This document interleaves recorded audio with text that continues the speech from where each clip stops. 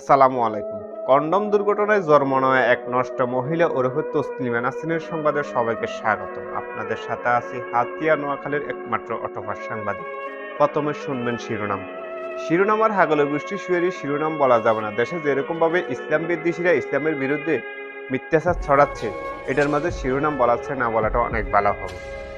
যেরকম ভাবে বান্দর বুড়া হইলে গাছে উঠা বন্ধ দেয় না, ঠিক তেমনি ভাবে বেশ্যা মহিলারা বয়স্ক হলে তাদের দেহ ব্যবসা বন্ধ দেয় না। কন্ডম দুর্ঘটনায় জন্ম নেওয়া দুধচরিত্রের নষ্ট মহিলা ওরফে তসলিমা নাসরিনের কথাই বলতেছি আমি।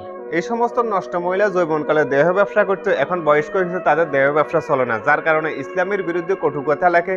মুসলমানরা তাদেরকে গাইলমন্দ বলে তখন তাদের থেকে ভালো লাগে।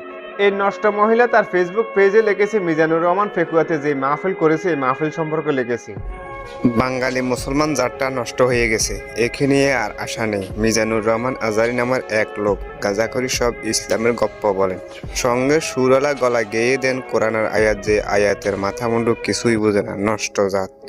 কক্সবাজারে হেলিকপ্টার থেকে নেমে আজারি মুঘল সম্রাটের মতো সিংহাসনে বসে 2 ঘন্টা নষ্ট জাতের নষ্ট মগজ আরো নষ্ট করে আজাহারি ঠিক কিনা প্রশ্নের উত্তরে ঠিক ঠিক বলার জন্য জড়ো হয়েছিল 15 লক্ষ লোক।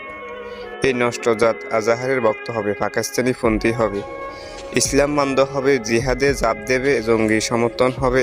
এতে অবাক হওয়ার কিছু নেই। মাঝে মাঝে কেন যে তারপরও অবাক হই, আশায় বুক বাঁধি, বুঝি না। দর্শক সবাই মিলে ভিডিওটা শেয়ার করে সবার কাছে ছড়িয়ে দিই, আর সবাই কমেন্ট বক্সে তার বিরুদ্ধে কিছু লিখে যায়।